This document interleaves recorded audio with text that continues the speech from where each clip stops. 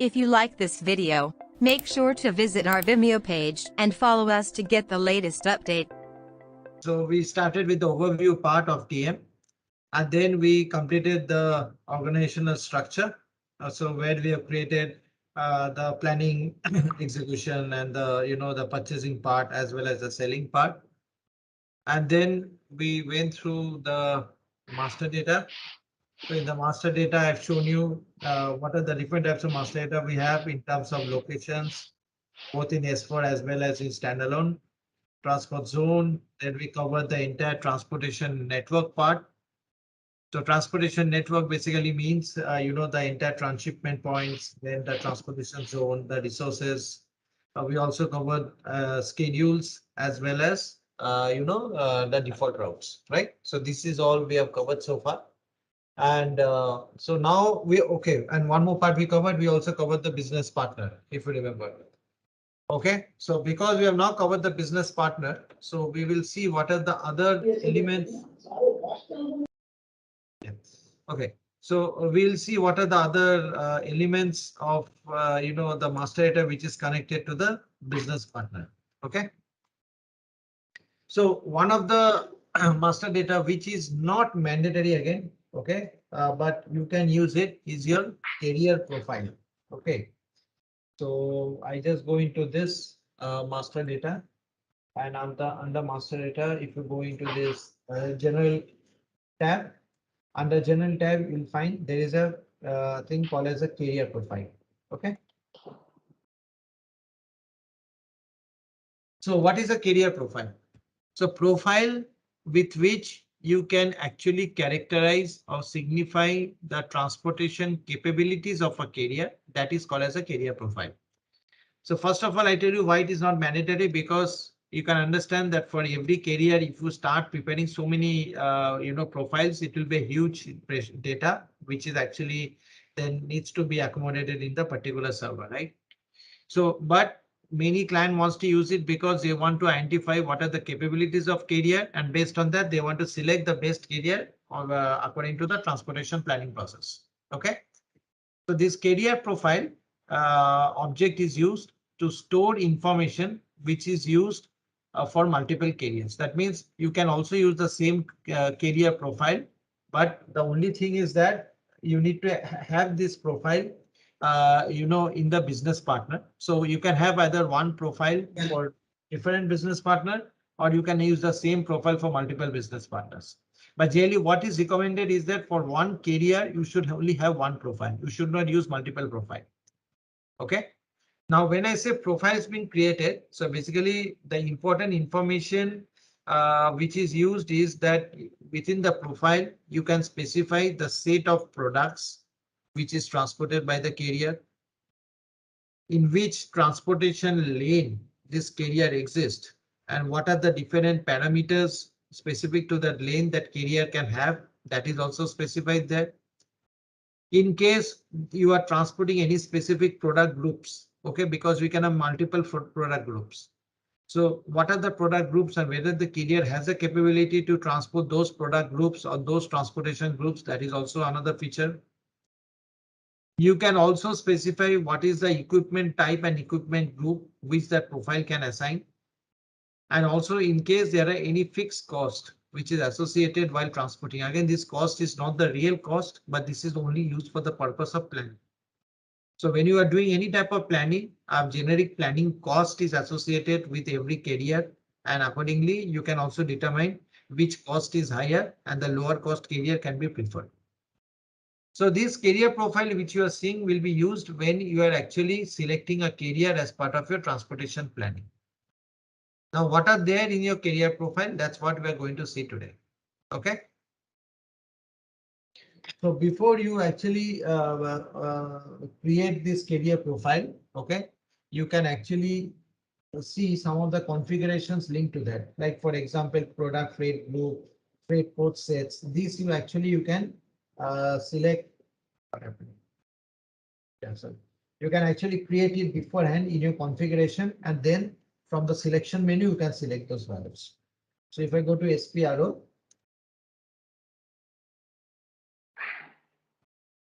if you go here, If you go to transport management, if you go to SCM basis, and under SCM basis, okay, either you can go here or there is some other thing. 1 minute, let me show you one thing here. If you go to transport management, and under transport management, if you go to master data, and under master data, if you go to transportation lane,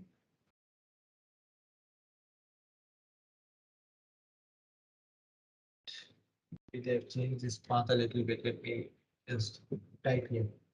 Define product rate groups.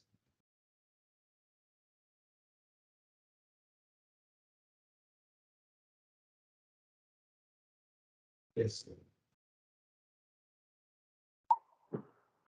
Okay. So it is here. Okay. So under transportation management, you can do it here as well. So here you can specify the product rate groups. Okay. So what is the product rate group? So if you go here, you can specify that you can assign. So if I click on this, so these are the used to group the products based on freight code and freight class. Okay. So freight code and freight class means what? Basically, when you are transporting any type of product from one point to another point, you can assign a specific class for every product which you are transporting, maybe class A, class B, and that class can be defined based on specific parameters of the product. Okay. So for that, you can specify this freight class as well as you can also associate a specific freight code for that particular group. Okay. So either you can group here.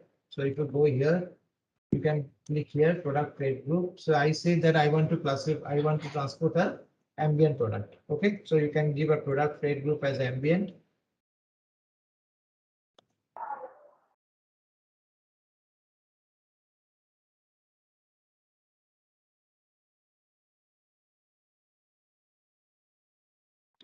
Okay.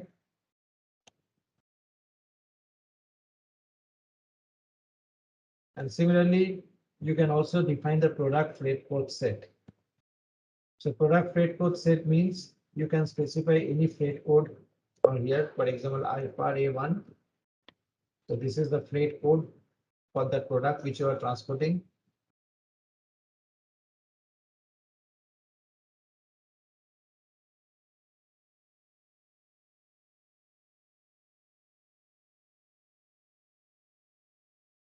And then under this, you can specify what is the code. So I say it's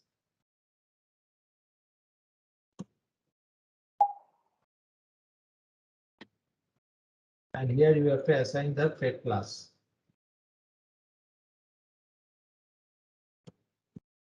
Okay.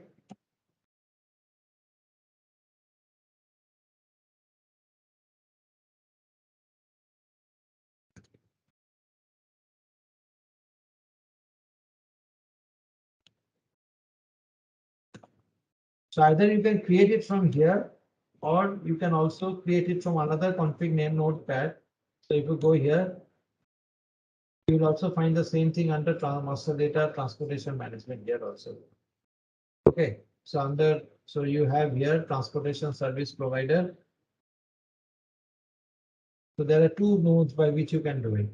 You can either go from this master data, and the master data, if you see under transportation lane, you have the transportation profile, and under profile also you can get the same thing. Okay, so it's any one of them that you can do. And once you have done this,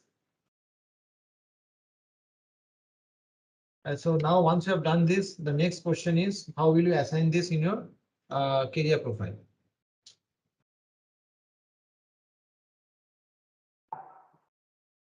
So to assign this to a career profile, this is your career profile.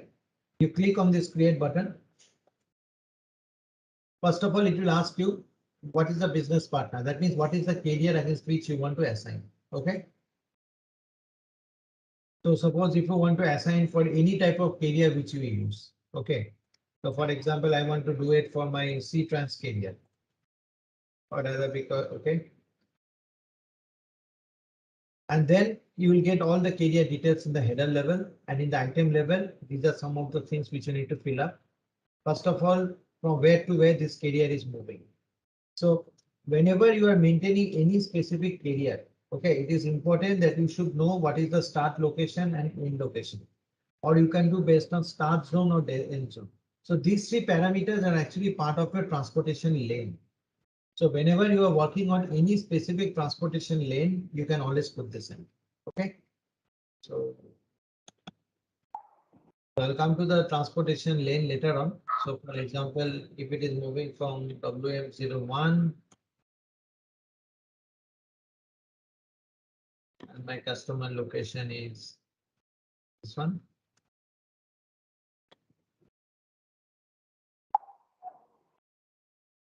Or rather I do it from port. Port, for example, when I go by truck.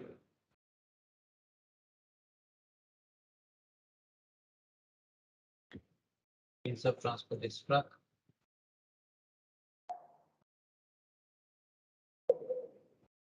See, it will give an error. Transportation lane does not exist. Okay, so that means always keep in mind when you are actually trying to create any carrier profile, and if you want to maintain the source and the destination and the means of transport for which you want to create the profile, your transport lane is mandatory. So I actually why I started you this, because I wanted you to show you that this is the common error message which you get. And if you get this type of message, that means first of all, you need to create a transport lane. So I just hold this for some time. Okay, and I'll create a lane first of all. And in order to create a lane, what you need to do, you need to go into my master data, go to the transportation network, and here you need to define the lane. Okay. Can anyone tell me what is the transport lane from the wording? Any idea? Is it like a dedicated route from some source to a Yes, destination? correct. It's a dedicated route because whenever you see in your transportation network setup, you can have thousands of routes, right? So it is very difficult for the planner to select for which route to which route, which is the carrier who is available and for which the correct means of transport you are going to have. So transportation lane is not a mandatory thing. Is not a mandatory thing, and you can also live without it. But in case you are using any planning feature, you have to create a transport lane.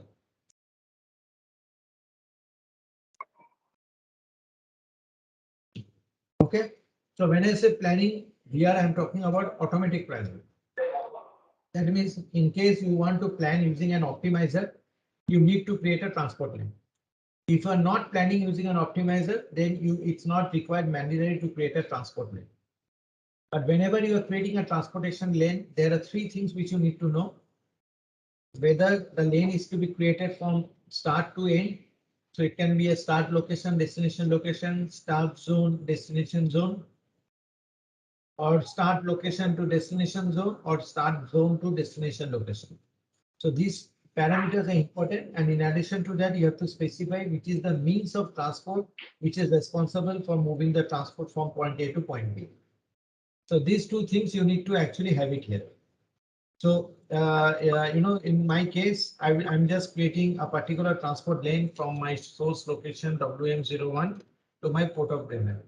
So I will put here source location, and I will put here port of Bremen.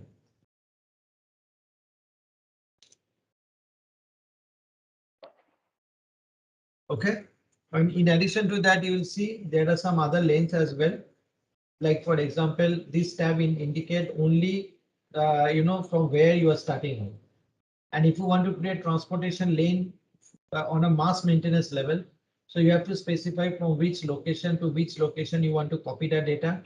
And also there are various selection criteria here based on which you can do a mass maintenance or mass creation of your transport lane.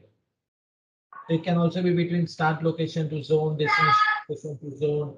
You can also do a criteria selection of location based on location type, source and destination. So these are the different types based on which you can create or you can do mass maintenance. And this is for creation and this is for change or display. So we'll not do mass maintenance as of now, we'll do with a single hand. And once we have created this, So transport lane means a prefix route itinerary and how you are going to cover that route. That is the meaning of transport lane.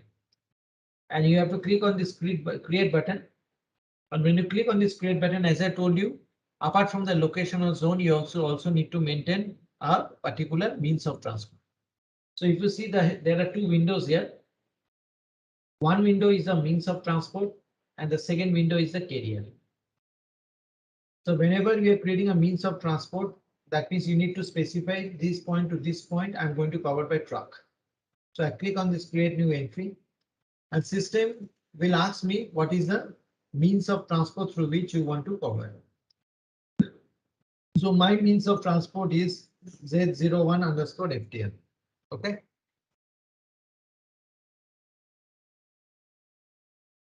And then system will ask what is the start date, what is the end date. Why this is required? Because from here to here, you can maintain multiple means of transport. And in case the multiple means of transport do not overlap with each other, so that overlapping part is controlled by the start and end date. You cannot have two means of transport for the same start and end duration. Okay. So maybe you are using a means of transport which is expiring after say 2 years because maybe the resource has become old or it is not able to support or available after certain time. So in that case, the validity period will be 2 years, and after 2 years, a new means of transport can be added. So let me give this particular transportation lane. Okay.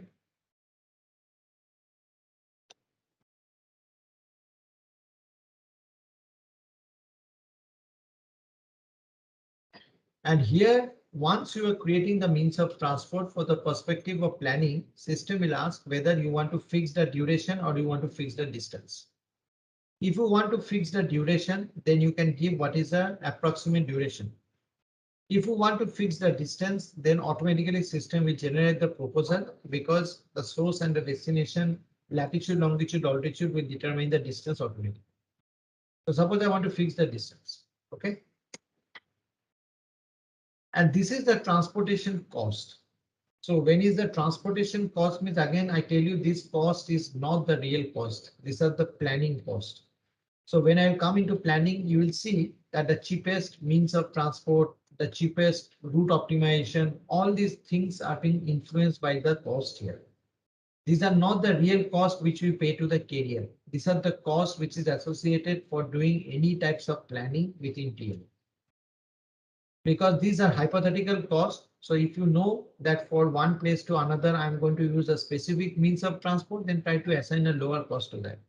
So that in the end, when the optimizer, the planning engine, will try to do a simulation and check which is the cheapest means of transport I can assign while doing the shipment, then system will automatically create this. Okay. So I can specify a means of transport cost and a minimum means of transport cost. Or I can specify, okay, is €1,000 per miles per kilometer. Okay. Then comes the description. I think all of you know it. Now, once you have defined this parameter, okay. So the thing is strategy. Okay. So what is the strategy? The strategy is basically how the carrier will be selected for this particular transport. I'm not giving any carrier name here. The carrier name will come in the lower section, but here you are just specifying on what parameters my carrier will be selected.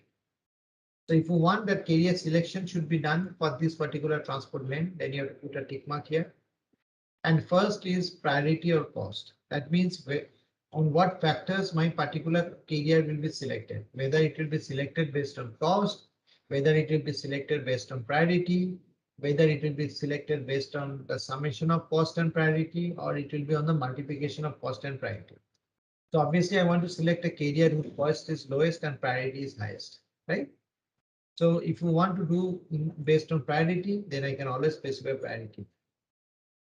Similarly, cost origin. So you see in the cost origin, this component T actually is the real-time cost which we use in TM. So we have this pricing procedure in ECC, right? For doing the cost calculation. Similarly, in transport management also, we have a framework called as a TCM framework. TCM stands for Transportation Charge Management Framework. So this is the framework based on which the charge calculation or real-time charge calculation happens. And once this charge calculation happens here, in that case, you can also specify some other factors. One is your internal cost. So internal cost you can specify under carrier. And external cost is actually not currently being used because it is mainly used in case you are using APO application, which we are not doing so far. So I say I want to do a cost calculation. That means my carrier will be selected based on the lowest cost, which is calculated by Transportation Charge Management Framework. And this is my continuous move. Can anyone tell what is a continuous move here? Anyone?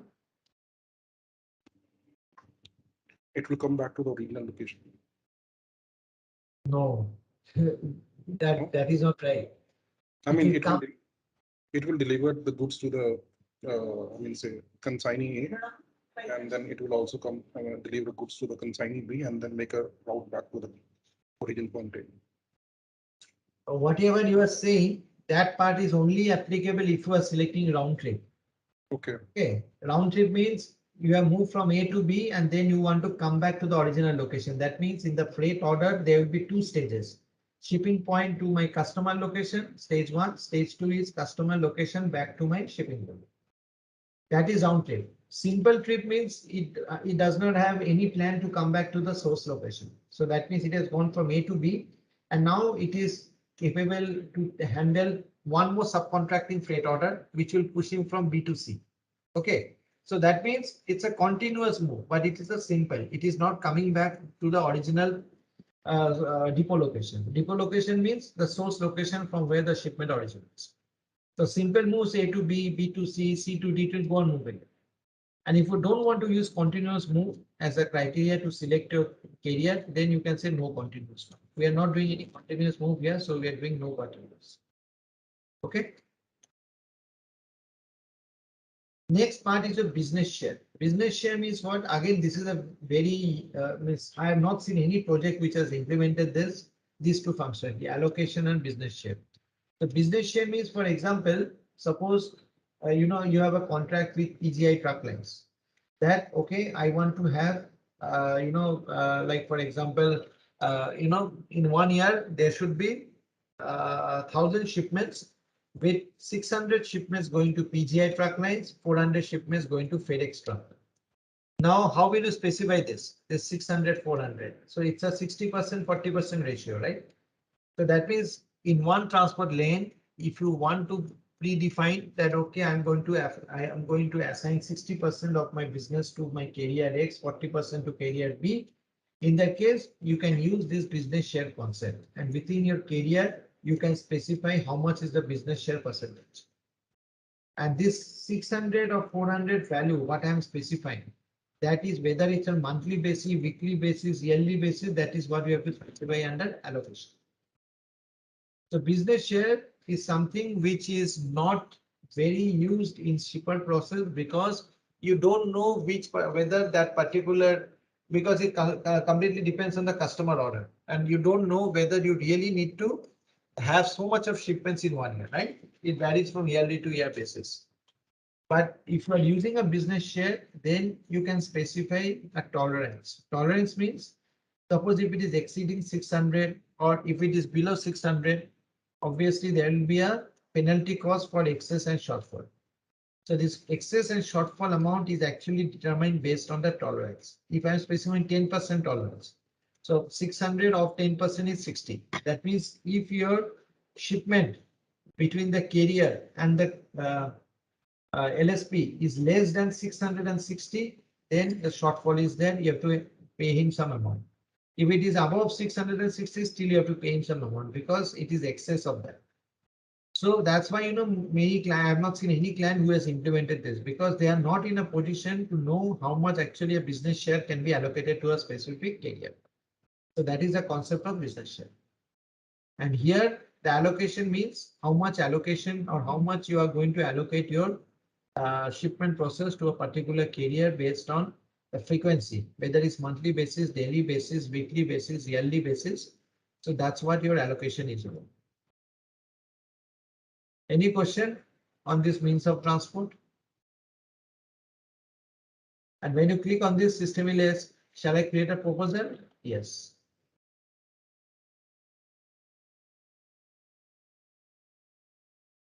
Any question?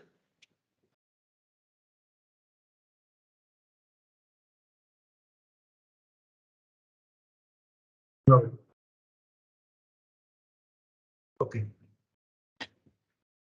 So once you have defined this particular part, you can create another means of transport, because right now I've created only one. So if you want to have multiple means of transport, you can again click on create and you can do it. So let's create one means of transport, and here for then comes the lower part. So this part is mandatory if you are creating your lane, but this carrier maintenance part is not mandatory. So if you go into the carrier, it will ask you what is the business partner. So I say my business partner is, for example, FedEx. Okay. And here you can specify. So in the above case, if you specify internal cost as a criteria, then that internal cost amount can be placed here. My criteria was based on priority, so I give a priority 1 here. In case you are using a continuous move, then you can also specify what is the continuous move window, because every continuous move needs to flow through a window. And when it is moving through a window, you can also specify what is the maximum distances and what is the discount. Discount means in case a particular carrier is actually reaching or covering maximum distances, then there is also some discount percentage which can be given in terms of the cost allocation. Okay. And this is the part where the share of business. So in case you are using business share, you can give here 60% and 40% to carrier B. Okay. And here you can specify whether this allocation, which is dependent on the business share, is for what? For minimum capacity is what? Maximum capacity is what? You can specify that values also. And finally comes the question of tendering. So tendering means, anyone knows what is tendering?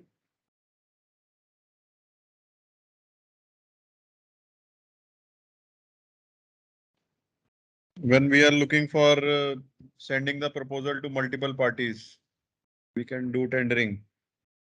Yes. So tendering is another way of doing a carrier selection.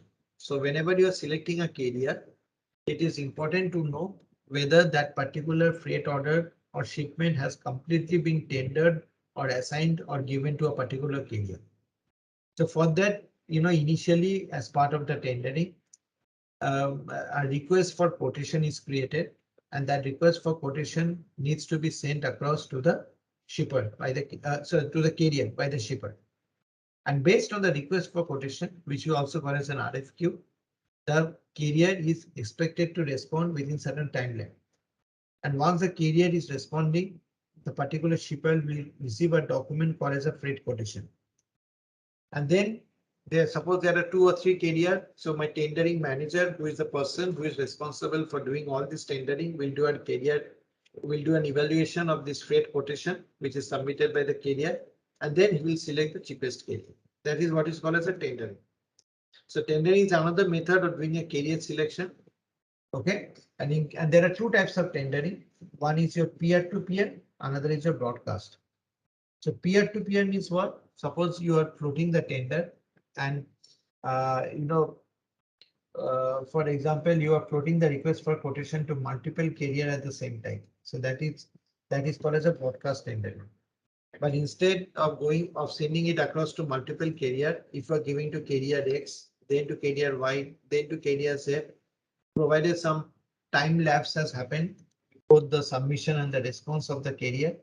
So that is called as a peer-to-peer. So in peer-to-peer, the RFQ is not sent to all the carriers at the same time. While in case of broadcast, it is sent to all the carriers at the same time. Okay. And once, in case you don't want to use tendering, that is okay. And tendering is only supported for road scenario. It is not supported for ocean or air.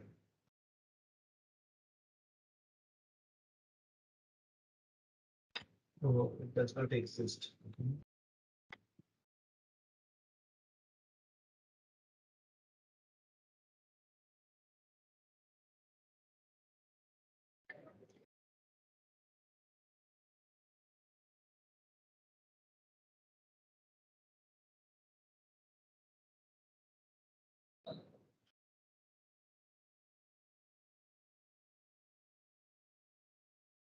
So you can give a query priority 1. Again, you can create a new carrier and you can give the priority 2 as well.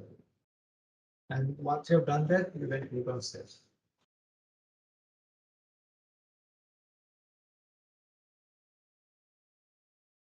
Any other question from anyone? Yeah, So just we one can question. assign, Sorry.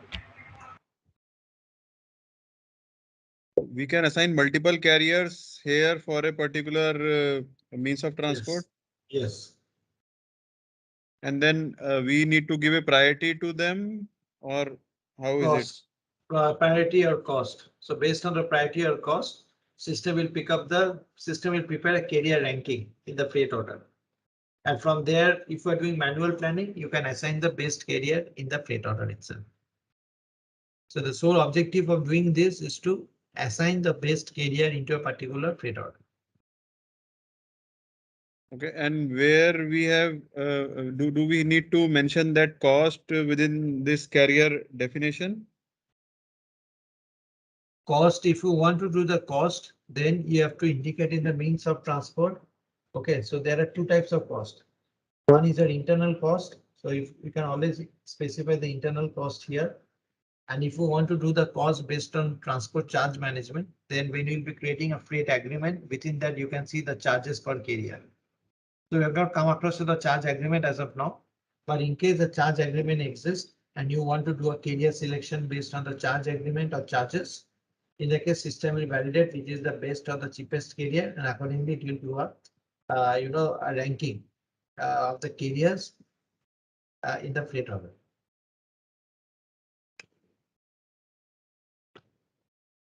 Okay. Okay. Okay.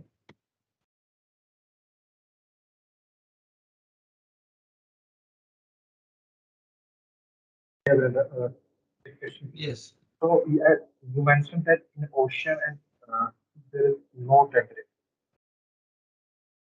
Why is it so? Sorry, I'm not able to hear you. Can anyone hear it? Yeah, I was saying we do not use tendering process in ocean. Why is it so? Tendering is not supported in ocean because for tendering to happen, there is a lot of steps, lot of approval is required. And when you are considering a main carriage and on carriage like ocean or air, it has to be the operational timeline is quite reduced. You cannot wait for someone to do tendering and then leave the ship or air. Okay. So in that case, SAP has not included the tendering functionality for ship and air mode of transport. It is only applicable for road or truck.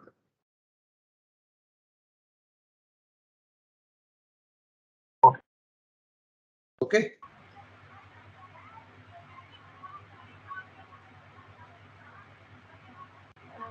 Viren, can you explain some more around the mass creation of these transportation lanes? Like, because this is master data, this must be some kind of a cutover activity. So transportation lane should always be considered as part of the cutover activity because these locations and all basically you need to adopt as part of the cutover. You cannot do the transport because these are master data maintenance and master data maintenance should be done in every client. So whenever you are going for the unit TM implementation project, you will have a phase called as a data cutover, right? Or the data migration, right? So as part of the cutover, initially you need to do a data collection from the business that, okay, tell me which are the preferred carriers you have, which are the source to destination. I need to maintain the means of transport. All this information should come up in a data collection exercise. And once the data collection exercise is being fixed and being updated by business, so then, we need to check how the base this will be done, whether we use LSMW or whether we can use the standard code or whether we can adopt it manually. Because in one of the project I saw that the entire master data preparation was taken up as a manual approach because they did not want to pay for extra consultants and or not reveal the data outside the system. So in case you have that feature from the business, you can also do it other than manual also. Okay. Okay. And otherwise, other than manual, you're saying LSMW is one of the approaches. Yeah, LSMW, or you can, if you can call it through BADI also, you can do the same. So your developer will know all this, these conversion programs and all. And then from there, you can just run the program and you can basically see how the carrier selection works for this particular transport lane. Otherwise, manually, is this the exact same process that you have shown? So Yes. Absolutely. Okay. Any other thing? Any other question on the transport lane?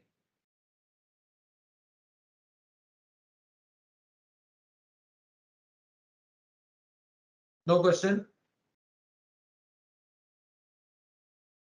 Okay. Now, once you have this transportation lane created, that's what I showed you, that this transport lane has a relationship with your carrier profile. Okay, so when I go into this particular carrier profile, so first of all, it will ask me whether the transportation lane exists. I say yes, it exists now.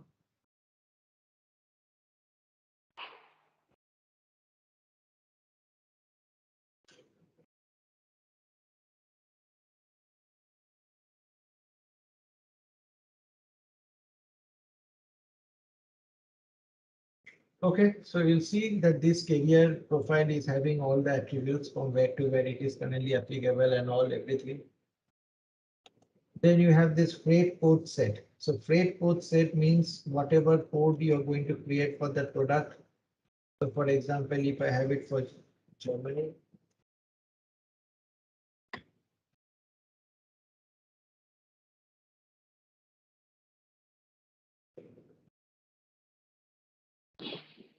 okay, and it will ask me for the means of transport.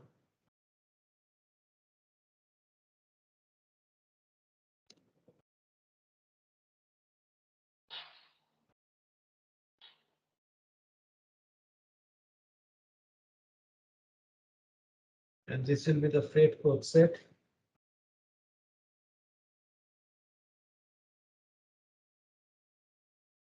You can also specify whether this carrier is capable to transport any specific freight group of the particular product. So you can go into the product freight group. So it is capable only to transport ambient product.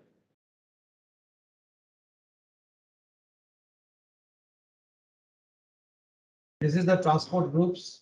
So when you are doing any transport group, you can also specify here what is the group of transport you are going to do. Suppose I'm only want to transport a dry product.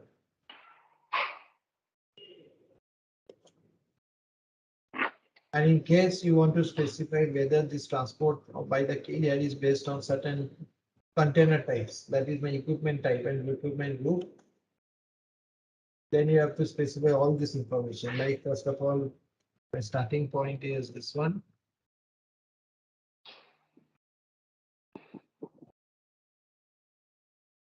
My destination location is this one. Sorry, Port of Bremen.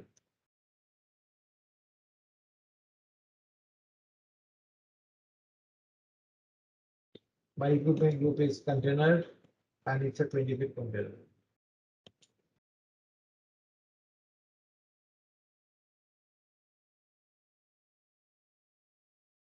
Okay. This is a fixed transport cost. Again, these are not the real cost. This is the hypothetical cost, which is used for planning purpose. So in that case, my means of transport is this one.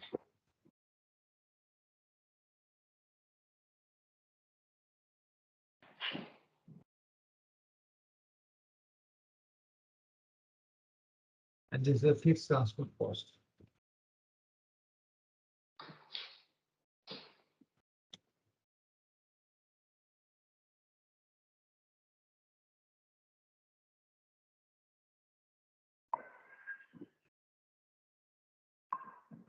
So this is how your carrier profile gets created.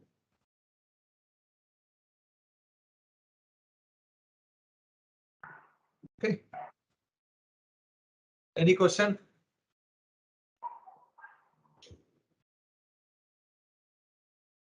Clear on the transport lane and all? Yes, sir. Okay.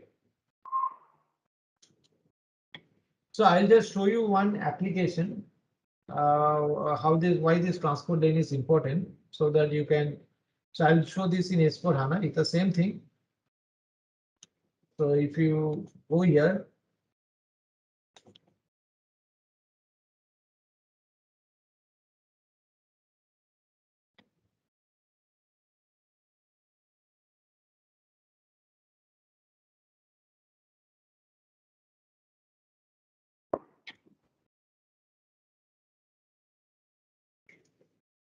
so let me show you how we can see the significance of transport lane. Okay.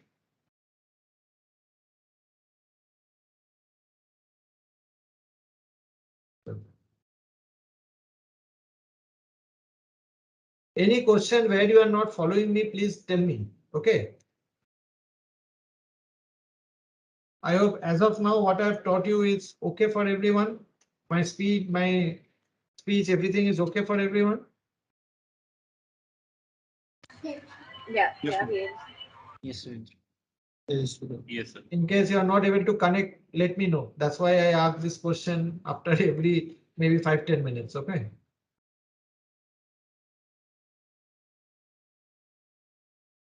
Because all these are new modules, so that's why I want to be sure that you are understanding. See what I'm doing here. I just want to show you one live case of transport lane so that you can understand why this is so important, especially when you are doing automatic planning. Okay.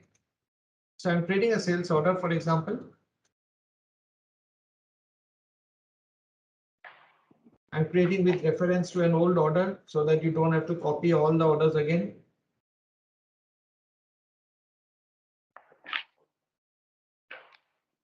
So this is my suppose optimizer plus planning. As I told you, the main usage is in the transport planning. Okay.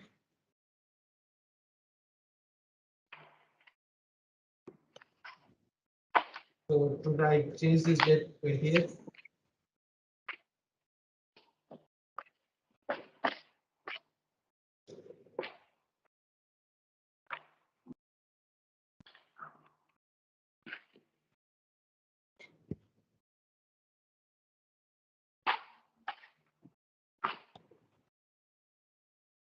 And then I just click on the save button.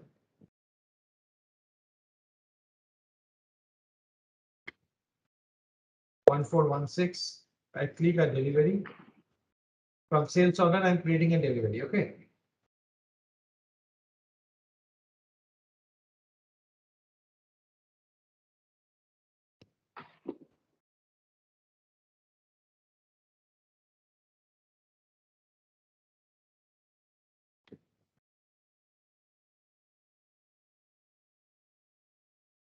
So this is my delivery created.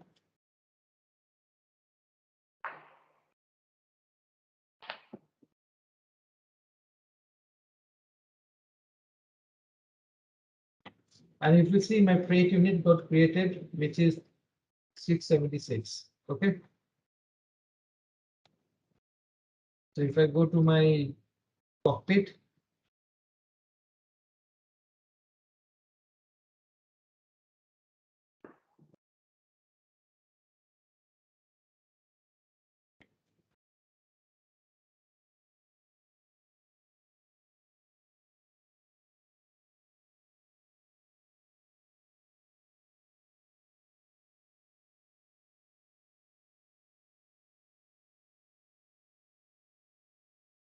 so I'll come into this profiling part later on. Okay.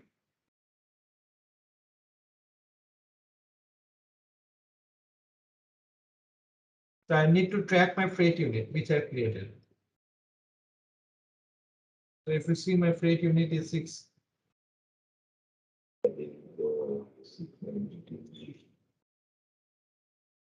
Yes. 73, 73.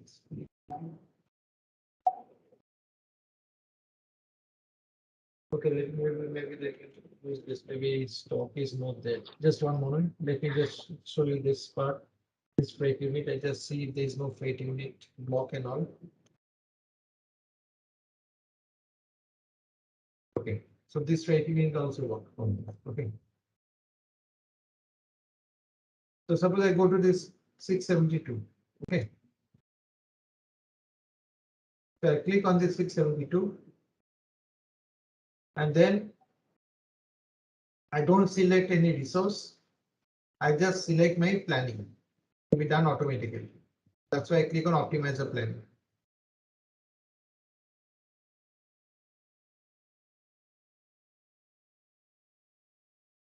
So you see there will be 3 freight documents created. And if you see here, if I click on this save button,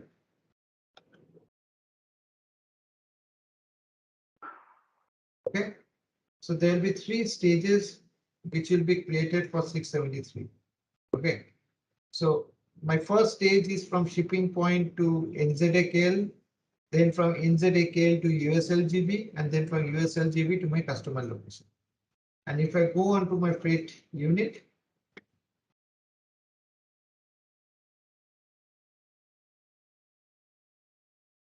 you will see now that instead of a single stage, you will find 3 stages, right? And you see in every stage, the freight documents will be visible. So if I go on to the document flow, oh, very great. Sorry. It's 573 or 672, 1 minute. SP20, I think it's 672, I think. I opened the wrong packet.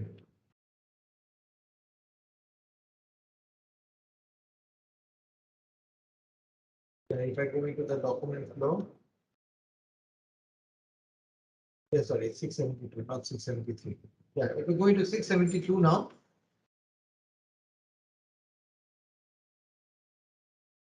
you will see when I go into the freight unit, there are 3 stages, right? SP20 to USLGB, USLGB to NZAKL, and NZAKL to customer location. So now, how this system was able to capture this. So if I go on to this,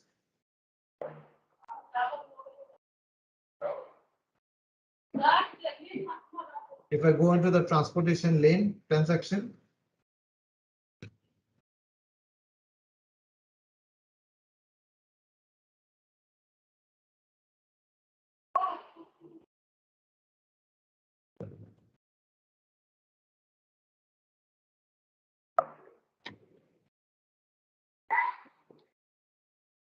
and from the first stage is going from here to USLGB, right?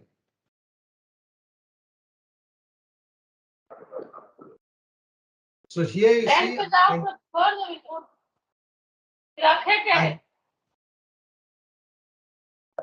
I maintain a transportation lane between first location from SP2020 to USLGB, and I am using these means of transfer. Okay. And because of this data, basically your particular freight order and this planning was possible because my transportation lane was there. That's why system was able to pick up my optimizer planning, always checks if there is a transportation lane, and accordingly it will create all your entire data. Okay. Any question here?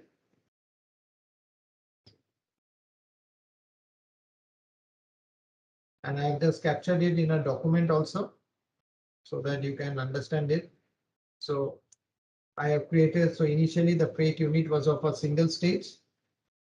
And then when I did a planning automatically. Okay. And now once my planning was done automatically, system created 3 stages. Okay. So when this system created 3 stages, you see that for my stage 1, my default route was there. So this is the same thing. See, for stage 1, my default route is there. Okay. And similarly for stage 2, you will have your default route and your schedule. So for stage 2, you will have your schedule and default route. Same thing here. If you go to here, it is your stage. Stage 2 is for your schedule and default route. Okay.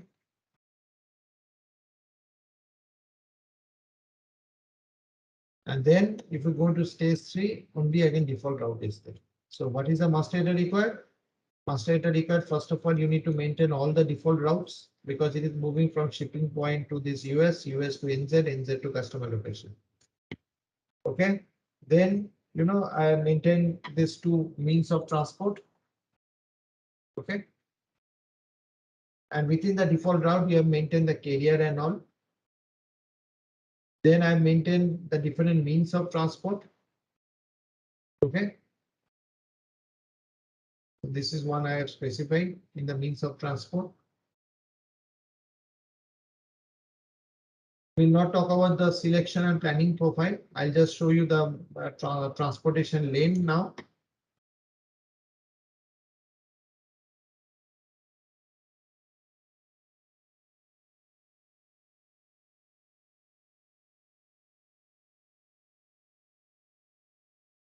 So if you see here, this is my customer, DOGCU02, right? This is my final customer, right?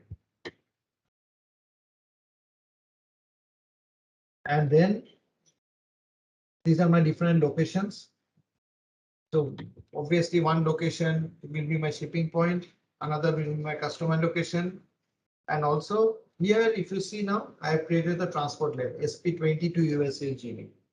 So that's what I showed you, SP22 USLGV. So this is a prerequisite that in order to do any type of planning, automatically you need a transportation lane. Okay. Similarly, we also have another transportation lane from NZAKL to customer. So that means if you go here, the third lane, NZAKL to customer. So if I go here,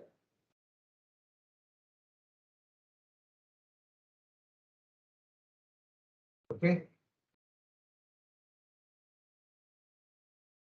So if I go here, NZAKL.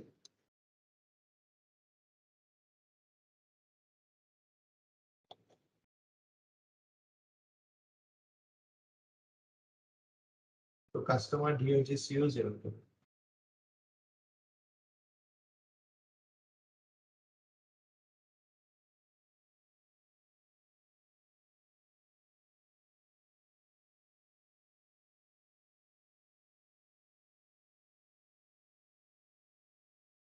So here you see we have a specific means of transport also maintained here. As I told you, carrier is not mandatory because we'll get the carrier from the default route.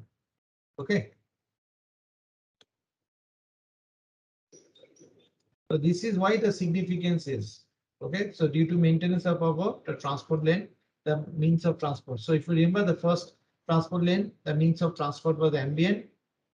Okay, and for the second one, because we had a schedule, so it is directly picking up from the schedule here. And for the third stage, again, based on the transport lane, the means of transport is getting populated. So that is how the significance is about the means of transport.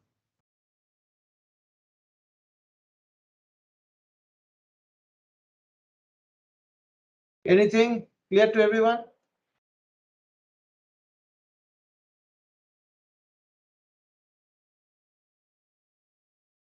Yes, sir. Okay.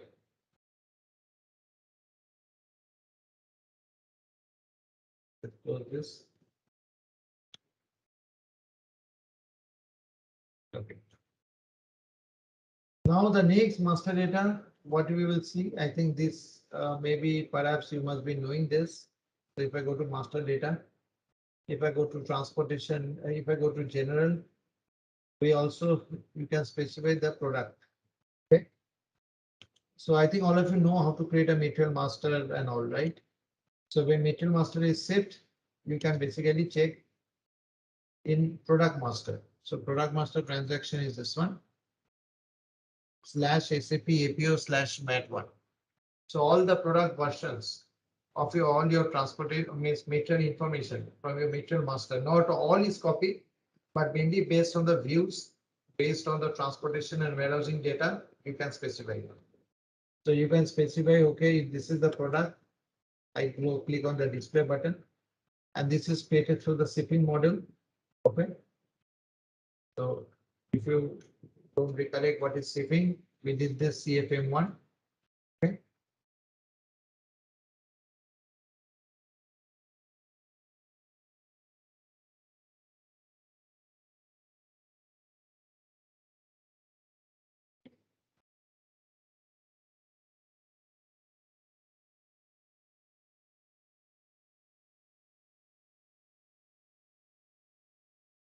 So this is my product.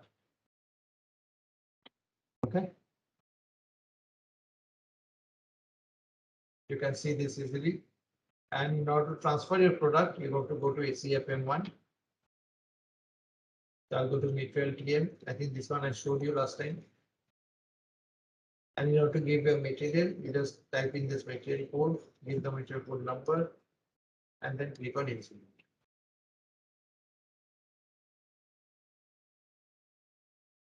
And then you go to CFM3.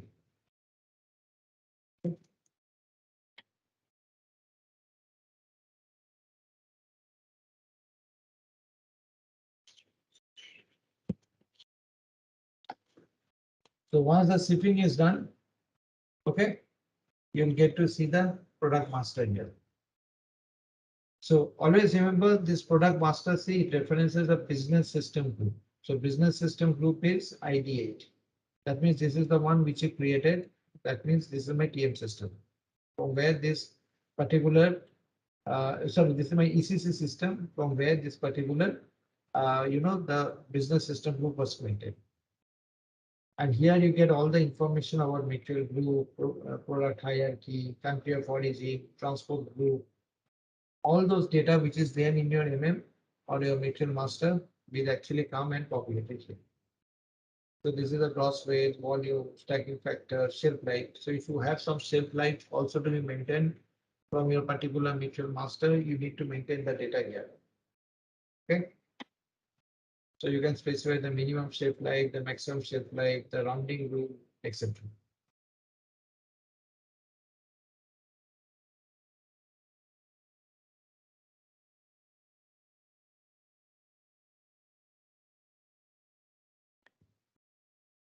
This is the unit of measure. So S&P data, ATP data is not applicable for us. In case you want to maintain any specific packaging material information in your ECC and you want that to come into your TM system, then all that which will be maintained in the ECC views will be coming here, like packaging type, packaging material group, the form name, maximum volume, maximum weight, maximum capacity, length, width, height, etc. And this is the storage tab. So storage tab means the tab which is used for maintaining all warehouse relevant information. Okay, if there is no warehouse related information, then you don't have to specify it. Okay.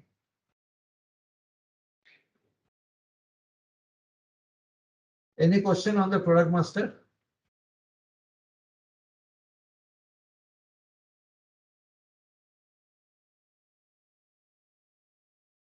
Clear to everyone?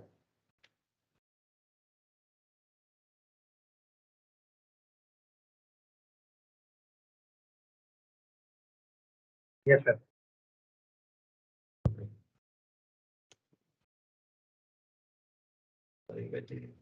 Wherein, quick question about the product freight group. It's the same freight group field which we have maintained in ECC material freight group we are referring to. So product freight group is specifically we are assigning it in TL in your Okay. career profile. Okay, so if you want to maintain, see this, so there are two types of things what you can do. Either you can maintain it basically at a product level also, or if you want to specifically assign a different code for transportation purpose, that way also you can assign a specific group. Because if you're doing it at a transportation level, they will come, they will basically think, okay, these are the different groups of material which I can assign a specific product group. Okay, and that will anyway come from the product material master also. So yes, you are correct. You can maintain it here, but you need to make sure that the grouping of the product is obviously done under the product red group while defining the career profile. Okay. Okay.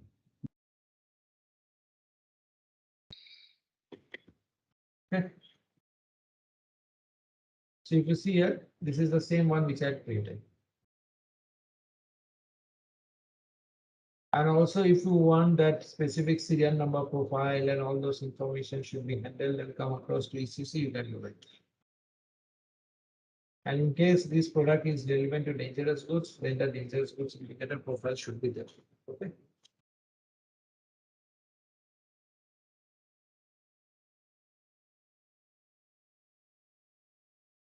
So this is all about your major, you can say the master data what we have in transport management.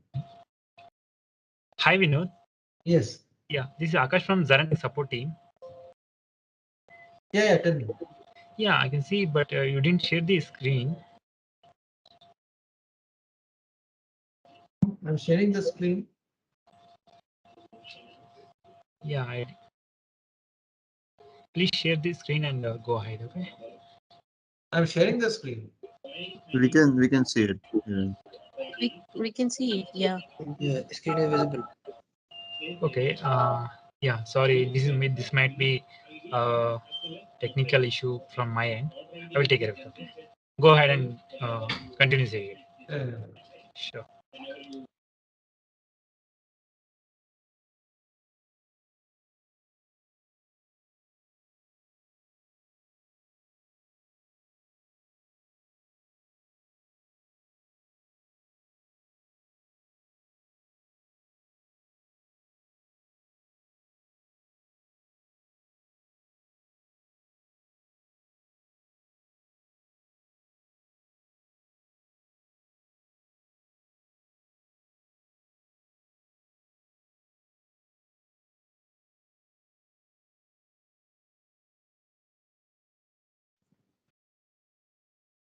Hello, Virendra, you are on mute.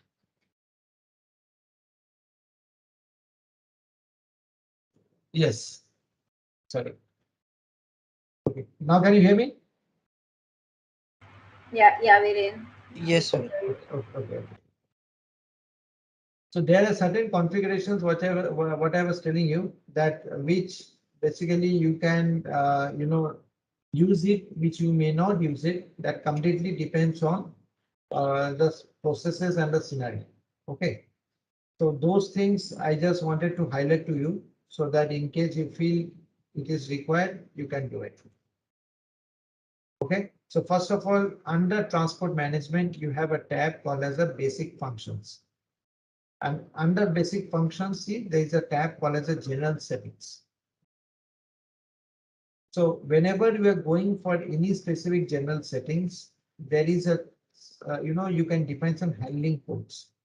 So first of all, let me show you the help button so that you can understand what does it do. So handling, sorry, no expression is there. Okay. So handling code means what? Handling code means basically whenever you are doing any specific type of product handling in your transportation process, based on the handling codes, the product the product stacking is done in your truck. Okay. And also, maybe I don't know how much of you have worked on commodity code. Have any of you worked on commodity code?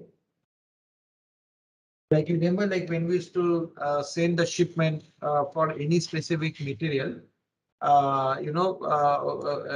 and every product code needs to have a commodity code. Similarly, if you are handling, suppose dangerous goods, or if you are handling any chemical product with a specific frozen temperature.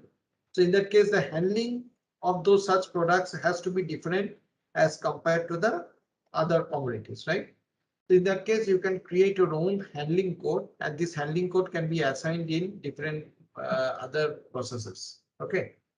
So again, as I told you that this handling code is not mandatory. Even based on the handling code, your charges may also vary. Just to give an example. So in case you are using anything as a handling code, you have to maintain basically two parameters. One is what is the handling type code you are going to use, and secondly, what is the category, whether the handling is to be done external to the organization or internal to the organization. And this is the description. And once you have defined a handling code, obviously, you know how you are going to handle that product that can have some constraints while loading. Because why I'm telling you, because suppose you want to handle a product which is always above a upper deck. So in that case, your product, that means your resources should have certain constraints in dealing with that, right? Maybe there is no upper deck for enough clearance or specification there for that product to be maintained there. So that becomes a constraints for that particular resource to handle such type of product with a specific handling. So if you want to have that, then you have to create one handling code profile. So you click here, and you can say, okay, handling code profile.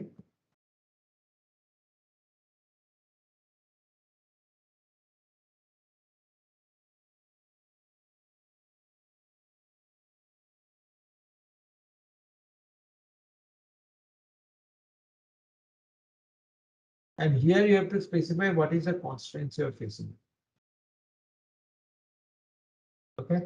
So when I'm saying constraints, you have to specify whether if there is a constraint, whether such type of constraint should be considered for planning, should not be considered for planning, or in case the handling codes are identical to another code, then you can specify those code as well. Okay, so I don't want to consider anything for planning, so I can always put it as not relevant for planning. So if it is main deck above, not relevant for planning. And you can also specify the means of transport for this handling code profile.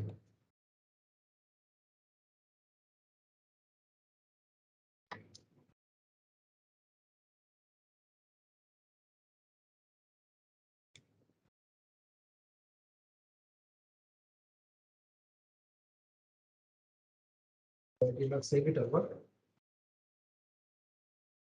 It will save it.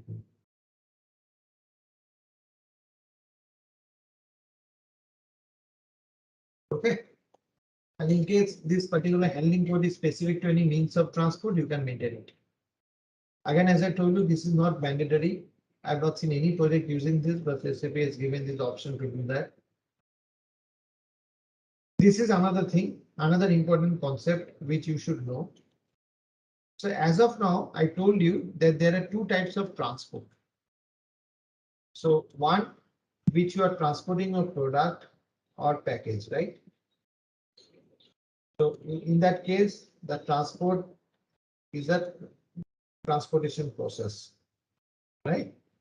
And in this transportation process, we can use freight order, freight booking for your execution, right? But there can be additional services which you can ask for the carrier, like fumigation service, cleaning service, value-added service, documentation service, containerization service, insurance service. So there are a lot of other services in addition to transportation which we can consider. So those additional services, okay, for that we need to actually create a service group or service type. So for services means not your transportation process. In that case, all the objects which is created are captured in service order. So we can create a service order from a freight order, freight booking. And just as a freight order, freight booking has a charge calculation, we create a settlement and we create a service pure service entry sheet. Similarly, a service order also has charges. So you have to do the charge calculation because the carrier is doing additional services in addition to your normal transportation, right? So he has to be paid for that also.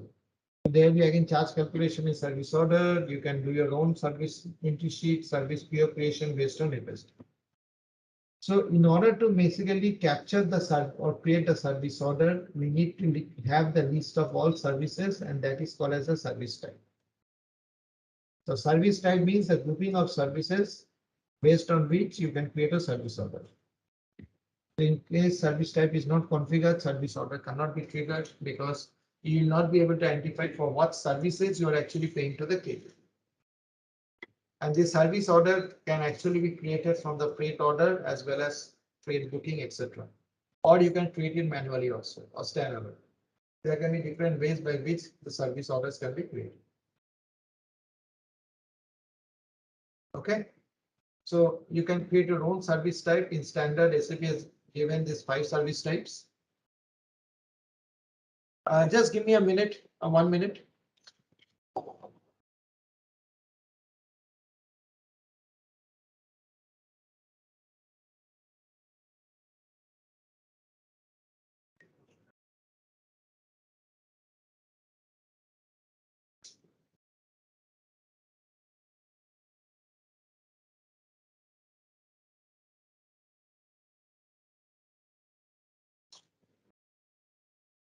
Yeah, sorry. So any question you have on the services? Did you understand the concept of service?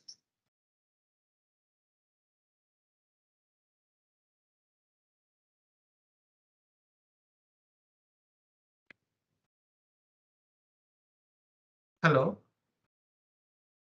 Yeah. Yeah.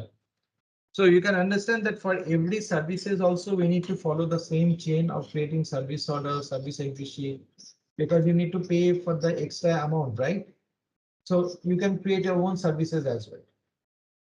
So, and also sometimes, you need to pay the services based on the hour of execution. Hour of execution means, suppose if a carrier is providing service for 1 hour. So in the service order, you can specify start date, start time is this, end date, end time is this. That means based on the duration of the service, also you can specify the charges to be paid to the carrier. But whatever services you are providing, a carrier is providing, it always needs to have a service type in the service order. Okay, so if you want to have a service type, you can create your own group. For example, if you want to have it create your, 006, the container cleaning can be one service.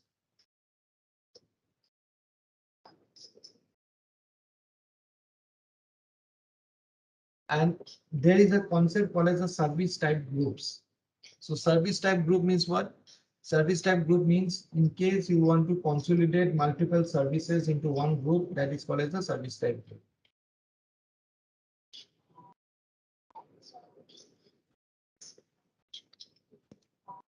Okay.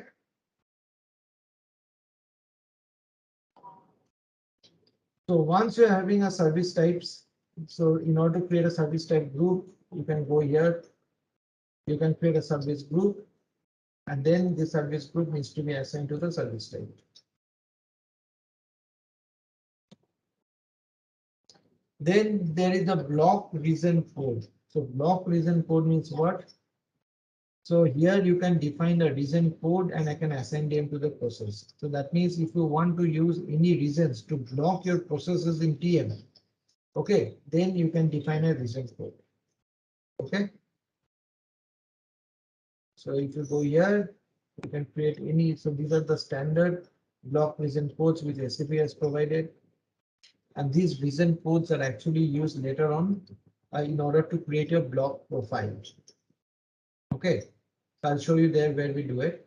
So this block reason code is actually used. So in case, for example, there is a time conflict while you're doing a planning. So whether you want to do a planning block, execution block, settlement block, confirmation block, all these things can be controlled through this configuration.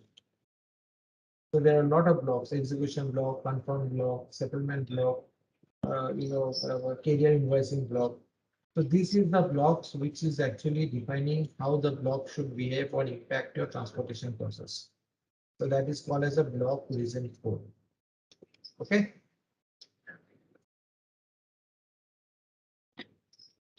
And in daily there are 35 reason codes. If you want to create your own particular reason code, you can always click on new entries and you can do it.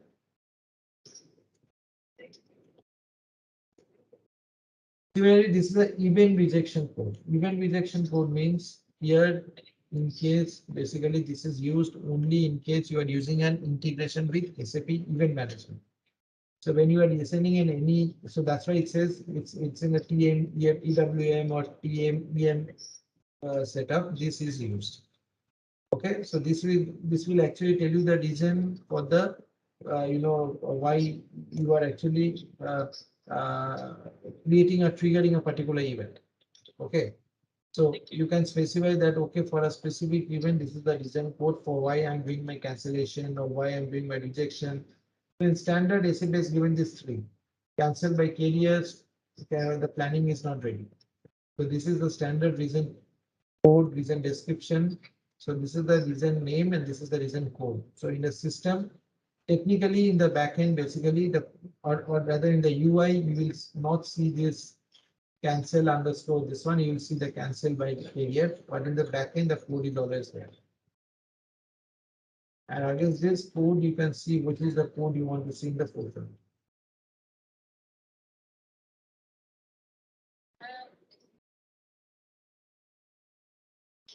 Okay.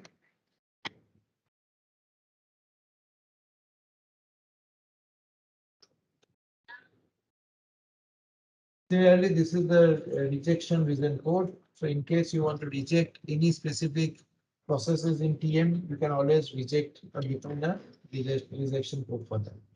So again, as I told you, this is again based on the the usage cases, the usage scenarios, and based on that, we can basically see how whether it's required or not required. Okay. And one important thing you need to do when you go into this user interface, please message the message settings. This message settings is very important because unless you maintain, so for example, for your specific user, you need to specify both because the message error may come either on an application level or at a UI level. And I need both levels to be logged. And here you have to specify what is the severity of the message. So it should be all messages, whether it's error or warning. And also what is the message detail level and what is the filter. And in case the particular message needs to be returned to the database, then you can see write PCC log to the database. Okay. Any question from anyone?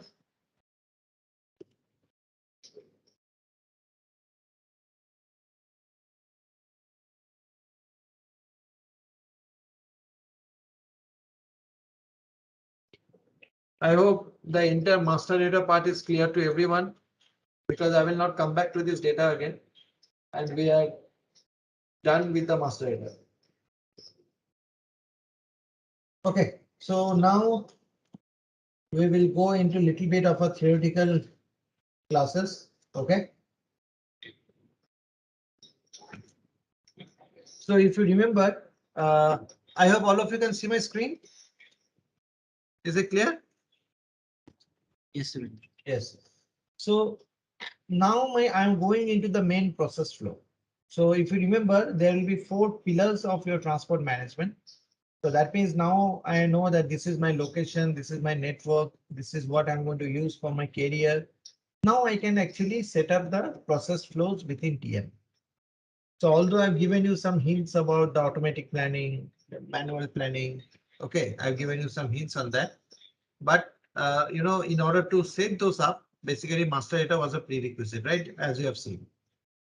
So in order to do that, if you see the first pillar, what we will start off is your order management. So why it is called order management?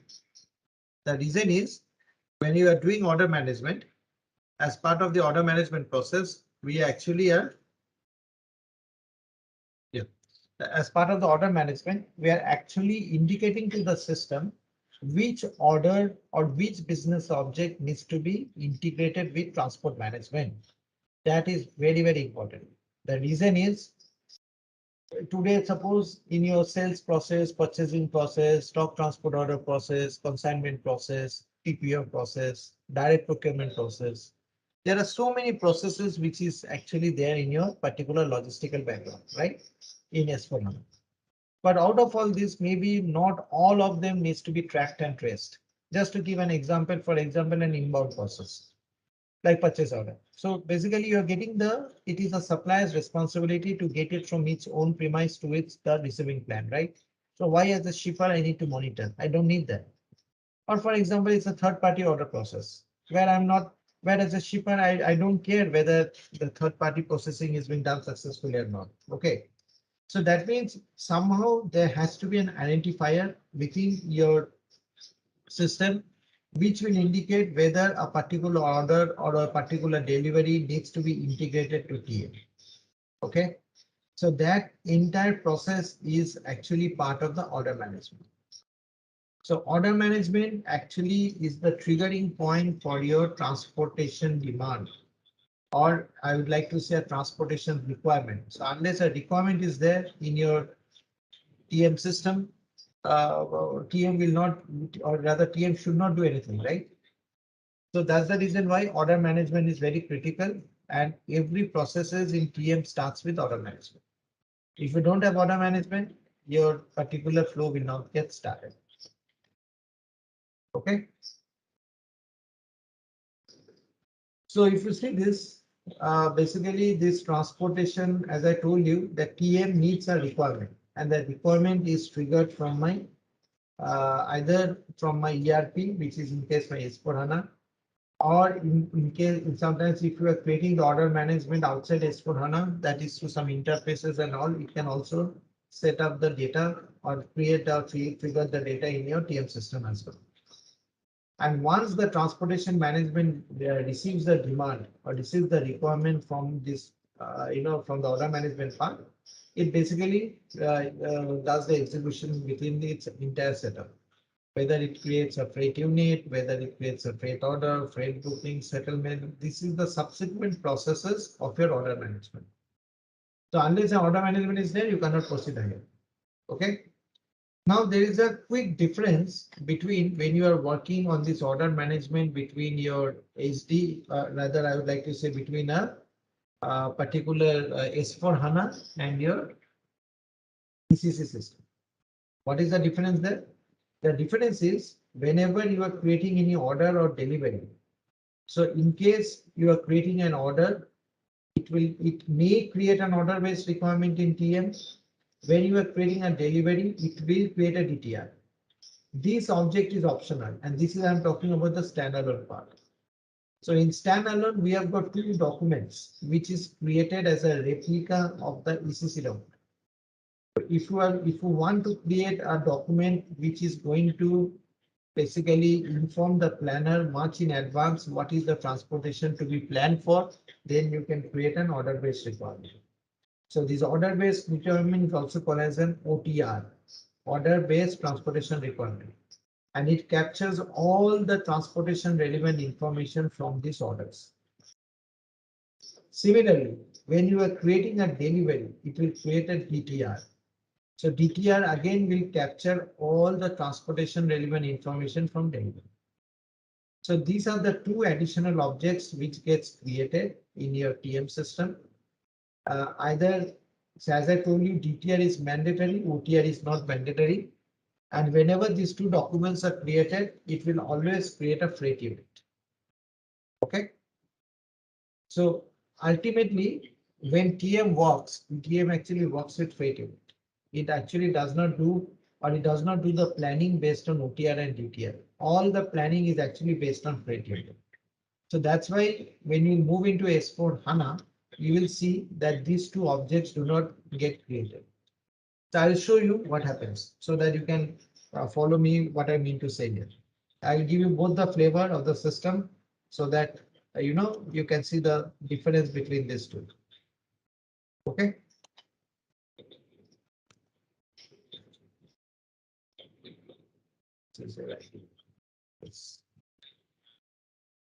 Okay, first of all, I'm showing you in my standalone box. Okay, so if I create a sales order,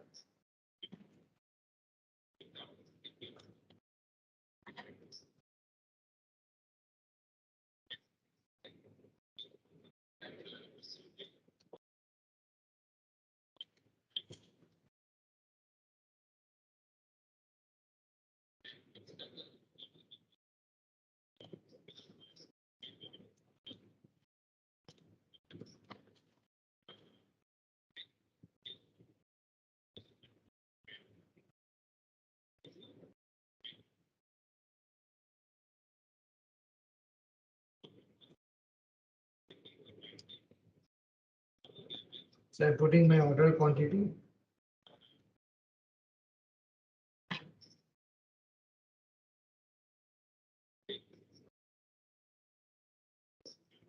Okay.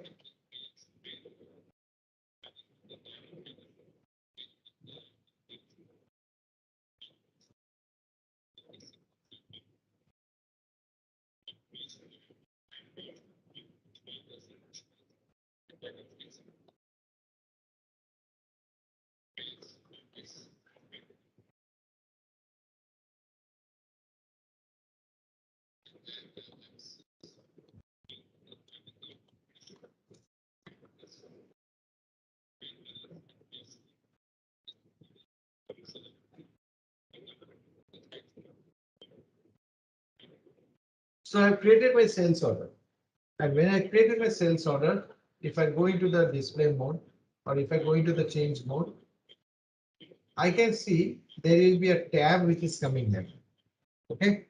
So this tab will indicate that this order, I'm integrating my order with my TM. Okay.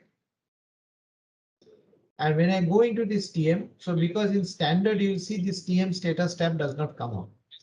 Because in case you are not having any integration, or in case you are not having any specific linkage with TM, that can only be viewed in case this TM status tab does not come up.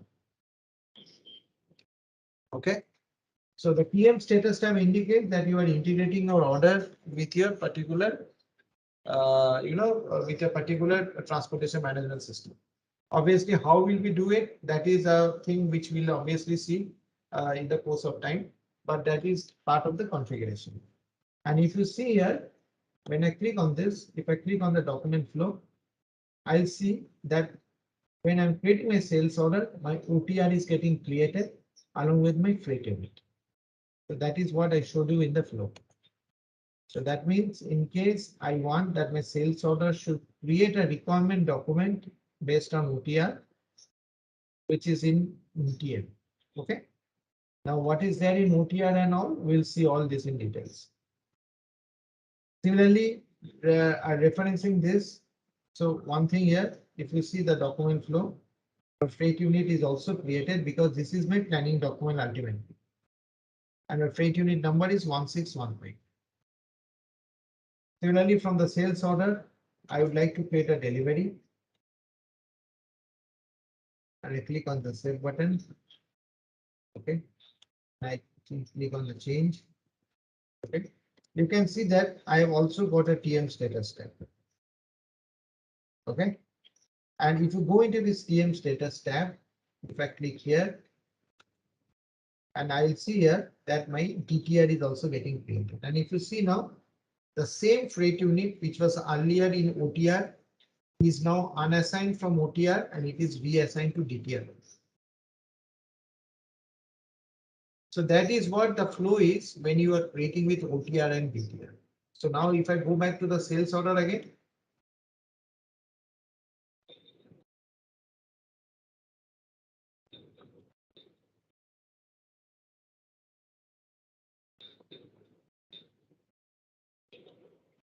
So this is my sales order.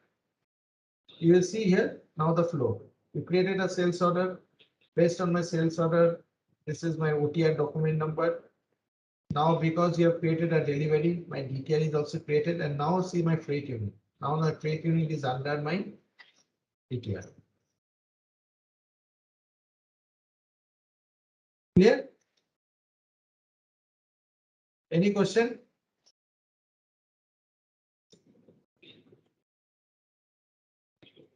No.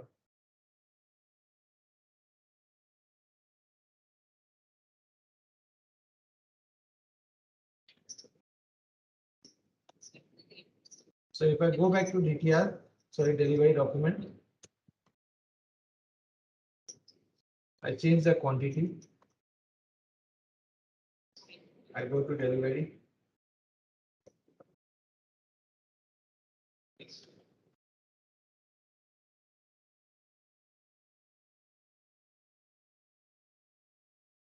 See, also your DTR is also updated with 2 quantities. Okay. So whatever changes you are doing in your delivery document, and you can also open the DTR directly from here as well.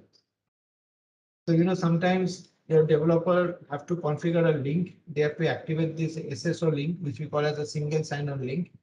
If the single sign-on link is activated, automatically my DTR will also open from your ECC server as well. In case it is not open, then it will not open. Okay.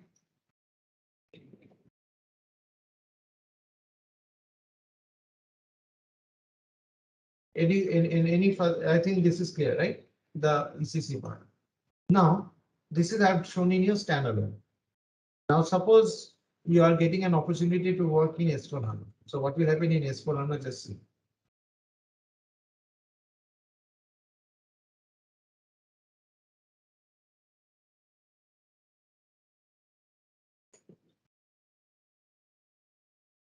I create a sales order.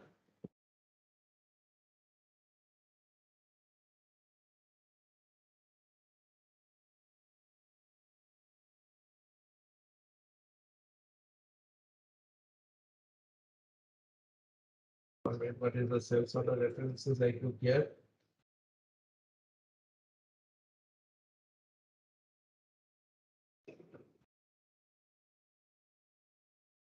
This one.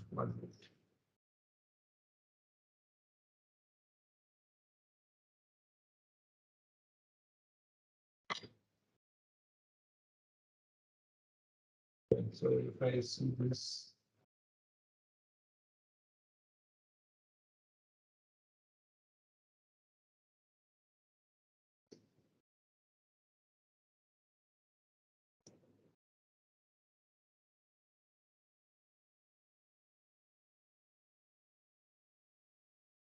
Okay.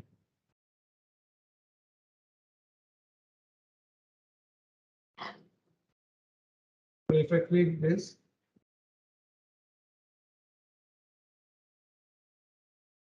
so I can create a sales order. Now it's in S4. Okay.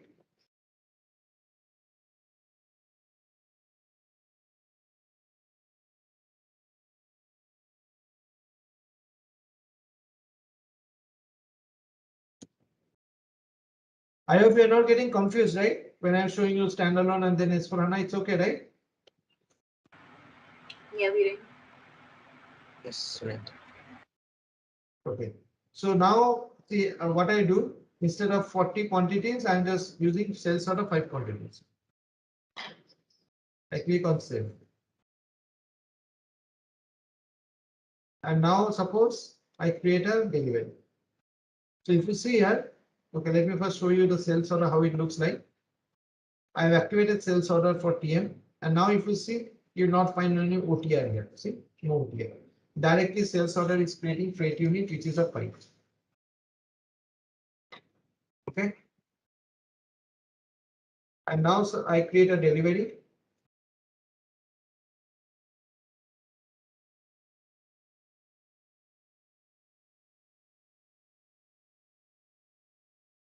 I move into the change mode.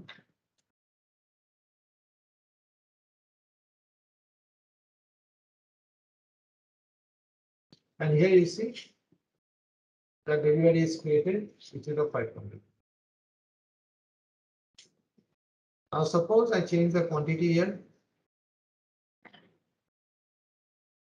to 10.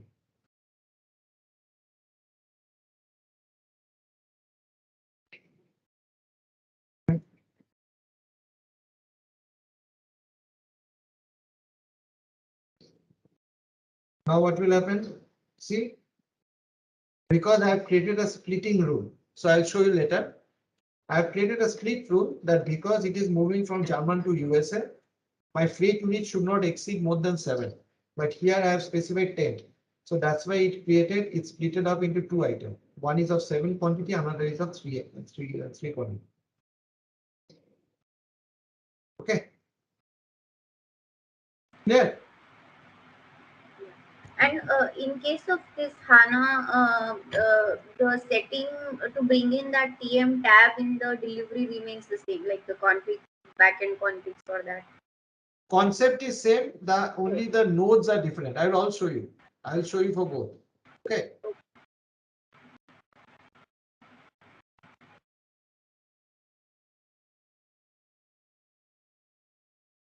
And then suppose what I do now. Now I have changed the delivery from 5 to 10. So I can do one more thing. I can directly go into the sales order also because sales order is now 5, right? So I can go to BA02. So instead of 5, I suppose now I have a requirement of 15 quantities. Okay. I click on save. Because my delivery is of 10 quantities, so I can create one more delivery from here, right? Of 5 quantities, right? See, automatically 5 will come. Now, if I go on to the display mode,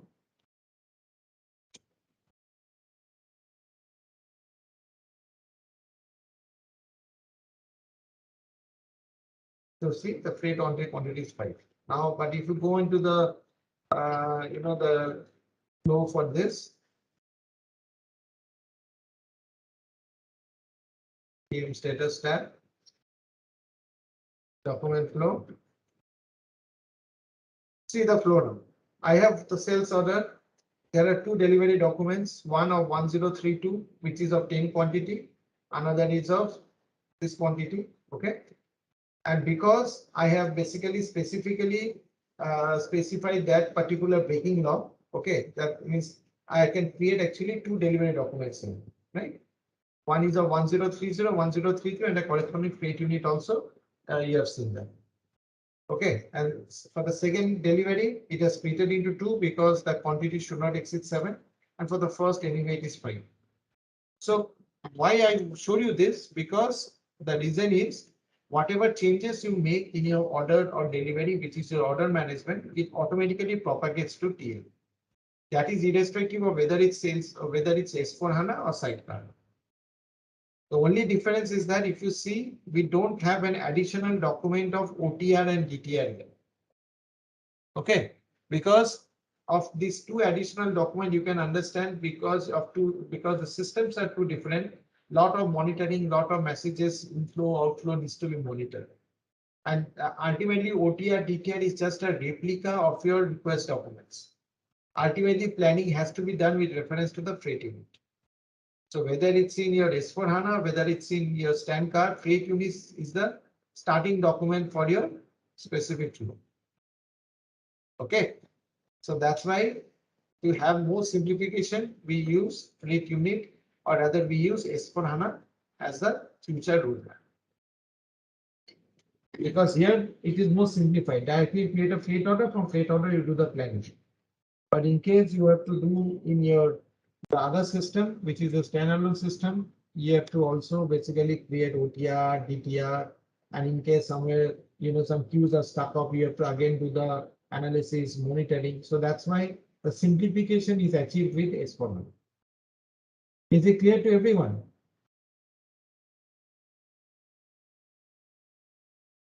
Any question from anyone?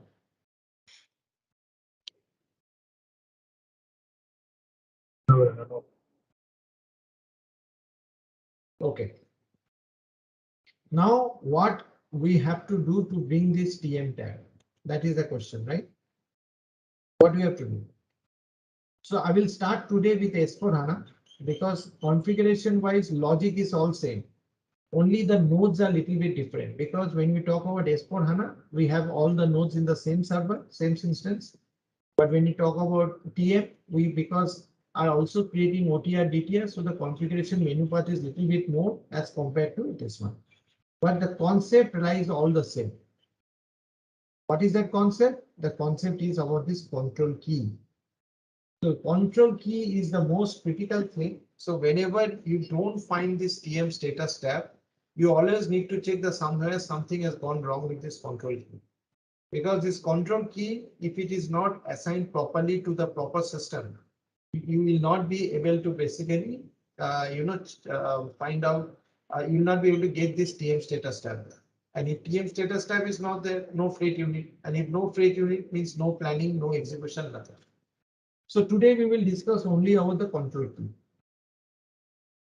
So when we are starting the, so this is my S4HANA. So today we'll talk only about S4HANA. Please let me know if it is confusing because I'm trying to be very slow and try to compare you for both the systems. Okay, so that you can benefit from both S4HANA as well as the standalone. Is it okay for everyone? Yes, ma'am. Yeah. Okay. Yes, So right now I'm into S4HANA. So in order to have what is the configuration for order management?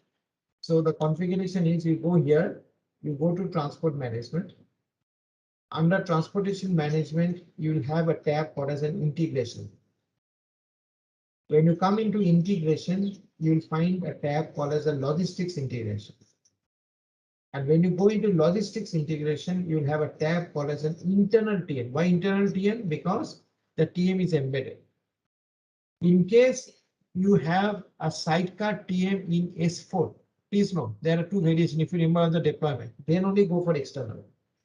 Because here you are only using ECC, but if you want to integrate with your external TM which is in S4HANA, then only this external. So this external means I can OTR DKI.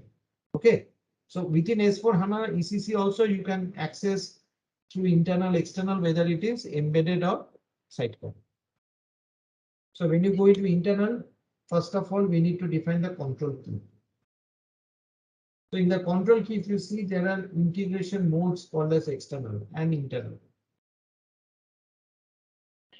So our thing is that because it's all S4HANA, so it has to be internal. And internal starts with 51. So if you go here, internal means embedded.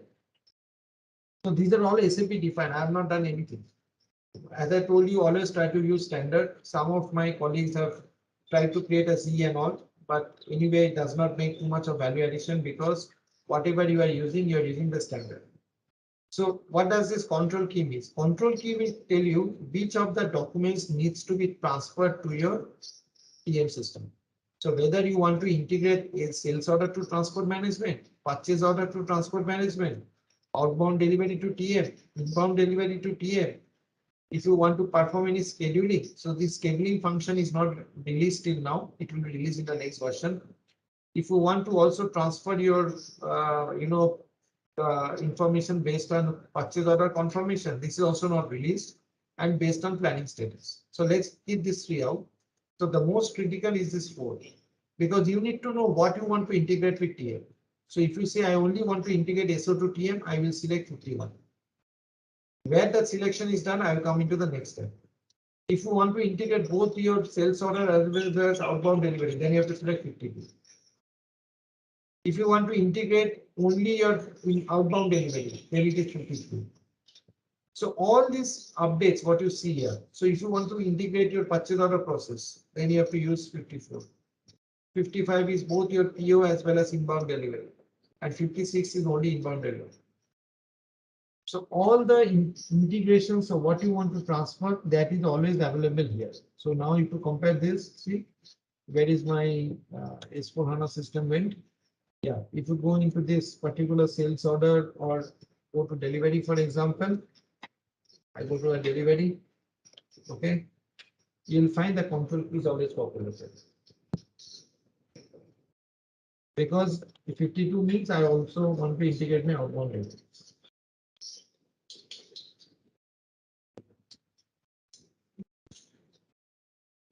Description.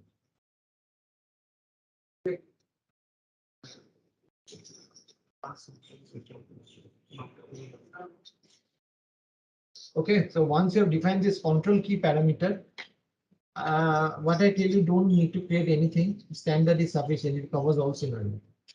The next important thing is where we use this control key. So if you want to integrate with your sales document, then here you need to specify what is my sales of, what is my distribution channel, what is my division, what is my sales document type, what is my shipping condition, and what is the control. Leave this aside. This thing is used to trigger your freight unit. If you see here, so there are 2 features what you need to keep in mind. One is the creation of this TM status tab, which is coming through the control key. And if this freight unit which is created, this creation is because of this logistics profile. We'll see the logistics profile later. So in my case, because I was using the sales of DOG and all, okay. The sales document one was DOG, ZOG.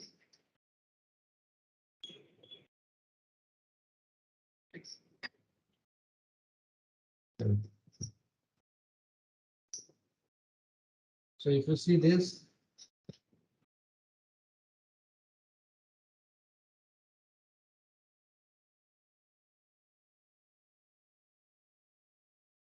it is for your, sorry, this is for your,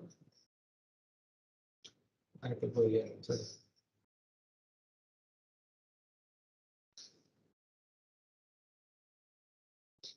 This is for my sales order. So for my sales order, you see ZDOG. So for my ZDOG, I have maintained an entry here.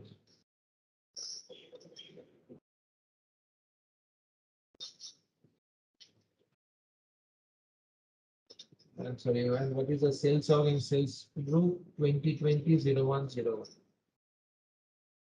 2020 01 01. See, this one is there. So that's why you get that entry in the sales order. So in the sales order, you basically, if you want to integrate your sales order, you need to have an entry against the combination of sales of distribution channel, division, sales document type, shipping conditions.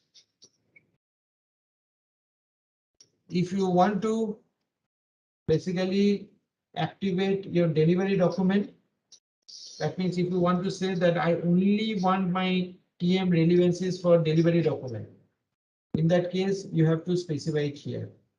See, this is the, because of 2020, I have this entry. So in the delivery document also, I got the TM status tab.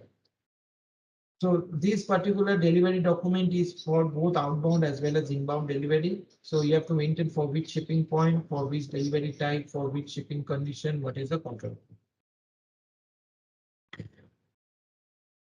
Any question here?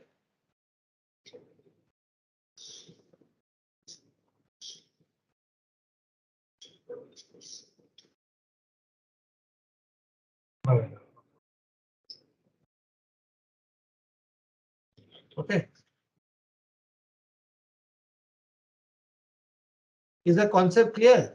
So always remember, in order to integrate anything, you have to specifically specify the control key setup.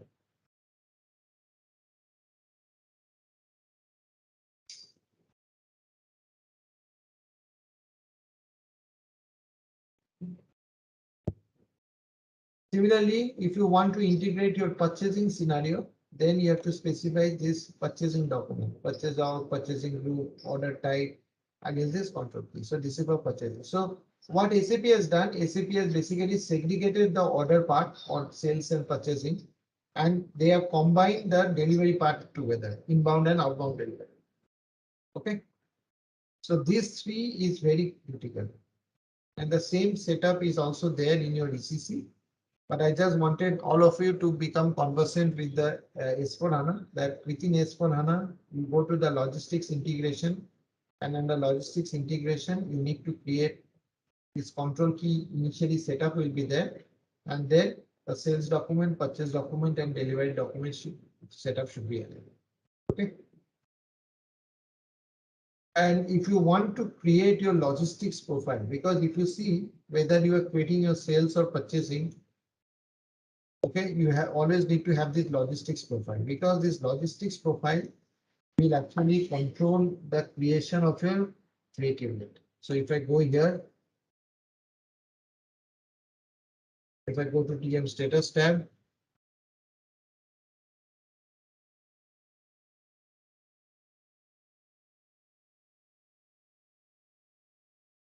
if I go to the freight unit,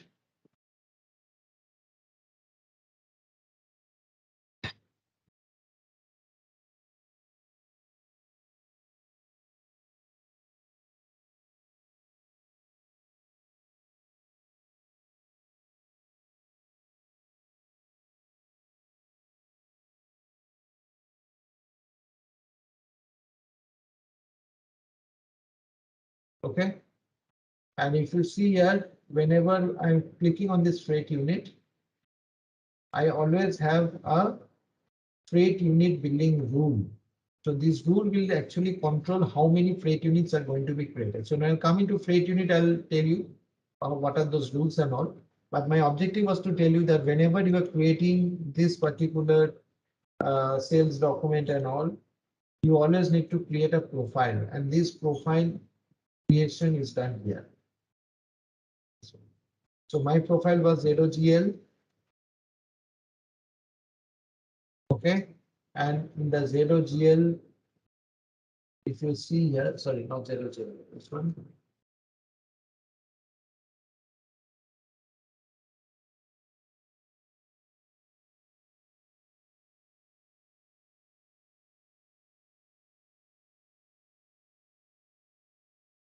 DOGL, sorry, DOGL.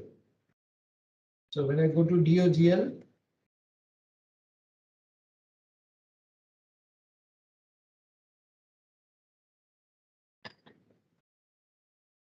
Okay, this is my DOGL. So here you need to basically specify the logistics profile. And within the logistics profile, you see the freight unit billing rule is there. So this freight unit billing rule is the one which is appearing in your particular freight unit. So every freight unit billing rule has to be assigned to a logistics profile. And as I told you, freight unit is always created automatically. So always this tick mark will be there. Okay. So what is freight unit? I will tell you later on.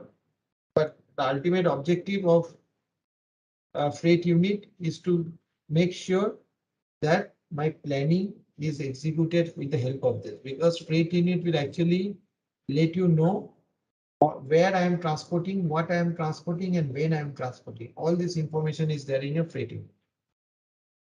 And either you can create a rule or you can use a condition. You cannot use both. Condition means, so for example, you can have a dynamic determination of your freight unit billing rule. So for example, if you can tell me, okay, my shipping point SP01 is my shipping point. For that, my freight unit billing rule is FUBR1.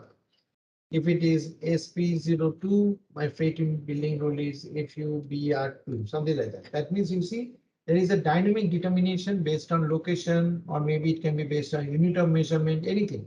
Your freight unit billing rule is varying. If such type of things come into the scenario, then only you have to use this condition concept. And condition in TM is actually done using our application called as a BRF Plus, Business Rules Framework. I'll come to this BRF Plus later on. It is a little bit technical in nature, but in case you want to use it, you may use it.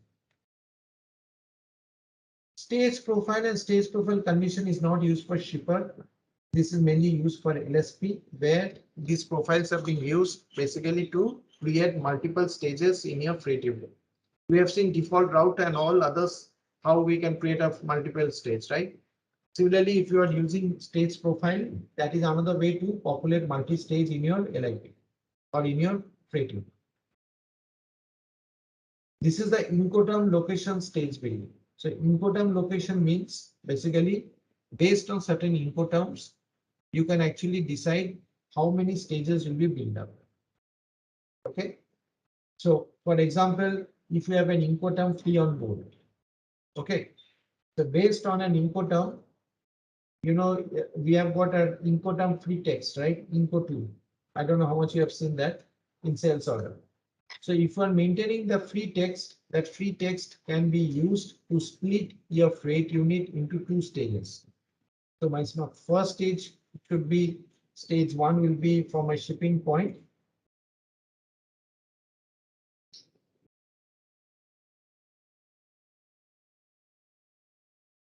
Shipping point to my Incoterm location. And stage 2 will be Incoterm location to my customer location.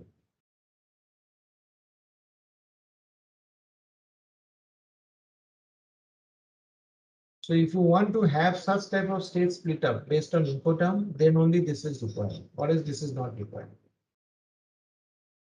And plan on requested, that means whether you want to do your planning in TM based on any requested or confirmed quantity. So if you don't have the confirmation process set up in your system, always better to do it based on the requested quantity, because if you are doing based on actual confirmed quantity, the system will not be able to build up your freight unit if no confirmation is done in your sales order or purchase order.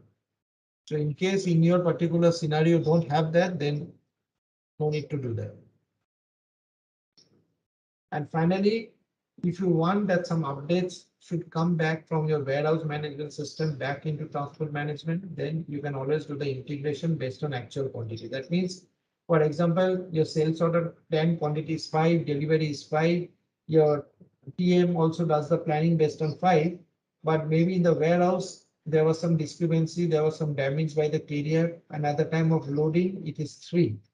So there is a discrepancy of 2 quantity. So if you want to have the actual quantity updates back from your warehouse back into TM, then you should always do the integration based on actual quantity. Okay. Please note again, this logistics profile word will not find it in your TM sidecar. So I'll start with the TM sidecar, this order management integration tomorrow. But I just wanted to give you a feel. What is the differences you get when you are integrating TM with sidecar and when you are integrating TM with your S4HANA. So tomorrow we'll start the one with the sidecar. Thank you for attending the session. I hope you all enjoyed it. Don't forget to visit our Vimeo page and follow for more upcoming videos.